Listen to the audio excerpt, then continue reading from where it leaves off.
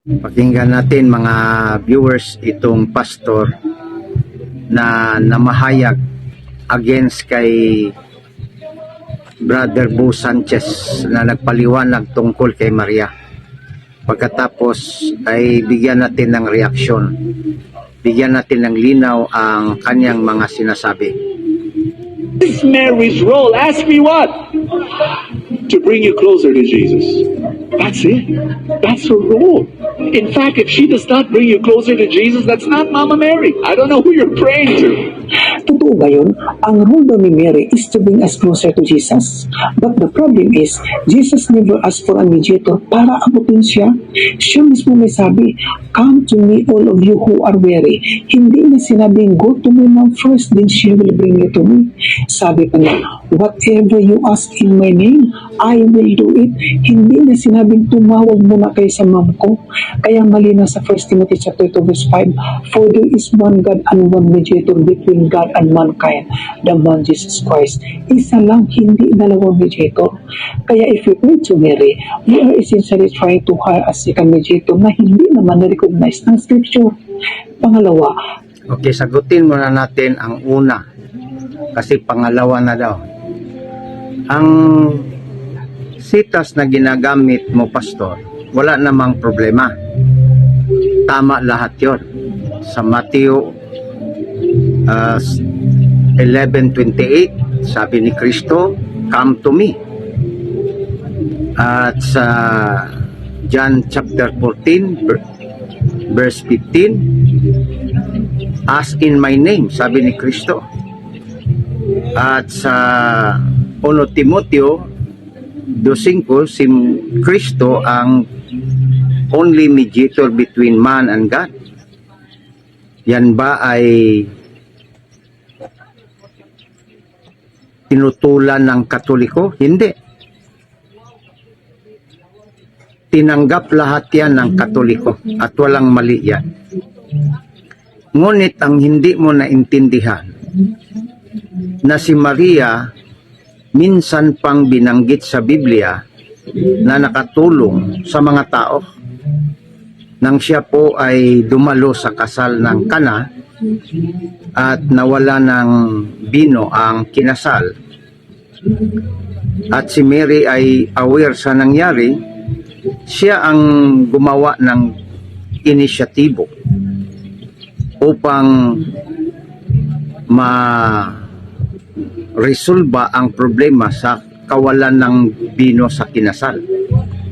At kanyang isinangguni sa kanyang anak. At kahit ang kanyang anak na si Kristo ay nagsabing wala pa siya sa panahon, ay ginawa niya ang unang milagro sa Kana dahil sa request ng kanyang nanay na si Santa Maria. So diyan mga kababayan at pastor, isang precedence na si Maria ay tumulong o nakatulong. Hindi ibig sabihin na inagawan si Kristo.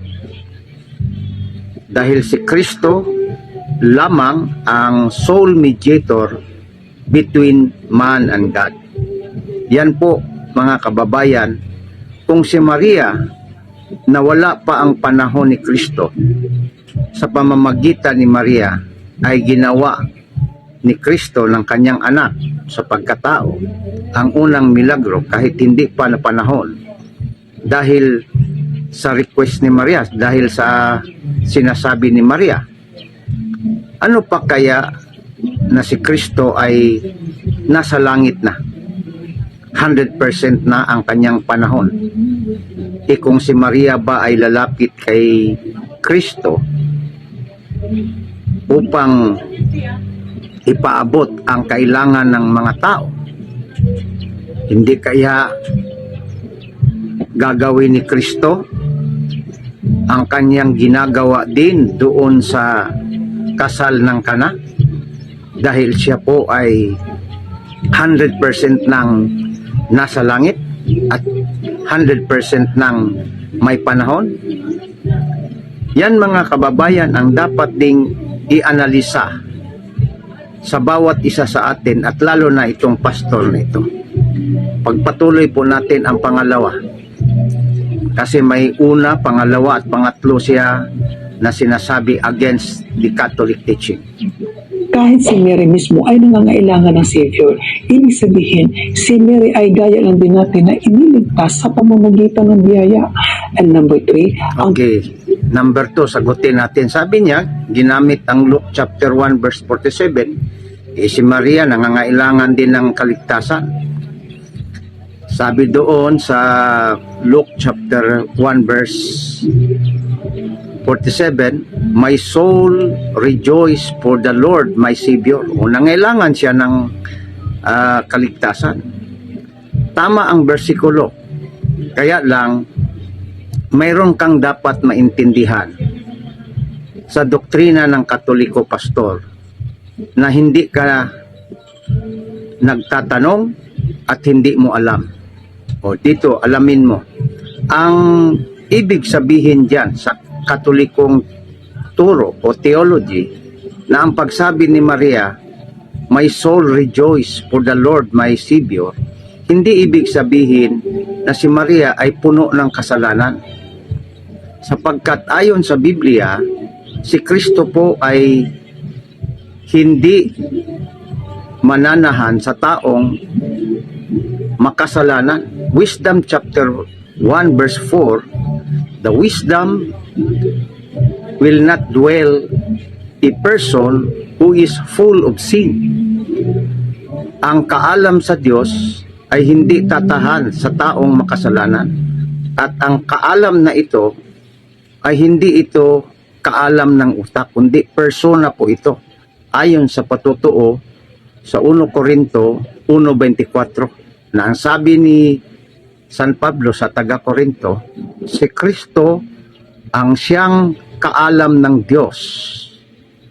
Ibig sabihin, kung si Maria ay makasalanan, bakit pumasok, nananahan ang kaalam na si Kristo kay Maria? Ibig sabihin, si Maria po ay hindi makasalanan. Full of grace, ayon sa Lucas 1:28. Pag puno ng grasya, ibig sabihin, wala ng lugar ang kasalanan. Dahil si Maria po, 8:29-30 ng Roma, ay pinili ng Diyos. At ang pinili ng Diyos ay kanya ng lininis. At ang pagsabi ni Maria, my soul rejoice for the Lord, my Savior, ang tawag diyan, pastor, sa Katolikong katuruan, at dapat mong malaman para maka-adjust ka, ang tawag diyan ay preventive salvation. Nang ibig sabihin, niligtas si Maria pero preventiba. Ibig sabihin, hindi nakapasok ang kasalanan. Unlike in the general redemption, tayong mga tao, except ni Maria at kay Kristo, dahil si Kristo tao din, si Maria tao, except sa dalawa, mayroong tinatawag na restorative salvation o restorative redemption. Ang ibig sabihin dyan, nahulog tayo sa kasalanan at niligtas tayo ni Kristo sa pamamagitan ng kanyang pag-mediate sa atin. 1 Timoteo 2:5. Kay Maria, ang tawag dyan prevention. Kaya nga may kasabihan, prevention is better than cure. So niligtas si Maria, hindi siya ay makasalanan, kundi siya ay prebentahan, piniprevent siya ng Diyos upang ang kasalanan hindi makapasok sa kanyang buhay, sapagkat ang intensyon ng Diyos gawin siyang ina ng tagapagligtas, at hindi pwedeng makasalanan ang gawing ina ng Diyos. Pangatlo, sabi mo, ito, pakinggan natin mga kababayan. Ang darasal kay Mary ay necromancy o pakikipag-ugnayan sa patay, at yan ay isang karumal-dumal sa harapan ng Diyos. Matagal nang yumao si Mary, and the Bible is clear, the dead knows nothing. Hindi alam ni Mary na may mga Kristiyano pa lang nagdadasal sa kanya. Kapag nagdarasal ka kay Mary, Okay, sagutin natin. Ang sabi niya, necromancy daw dahil matagal nang patay si Maria. Ang necromancy, pastor, ayon sa Deuteronomy 18, 10 hanggang 12, yung pagsangguni sa patay na gusto mong gamitin ang mga namatay para sa iyong tinatawag na personal. Gawin mong tinatawag na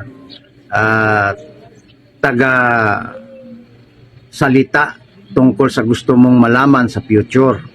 Ayan po ay occultism at bawal yan sa simbahang Katoliko. Sa makatuwid, ito po ay nakasulat.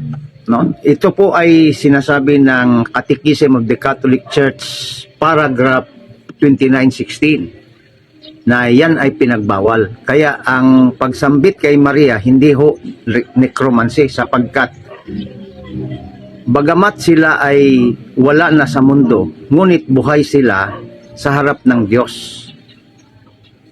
At ang katunayan niyan, ayon sa Mateo 17, matagal nang patay si Abraham o si Moises. Pero, nakakausap niya ang Panginoong Hesukristo. Necromancy ba yan?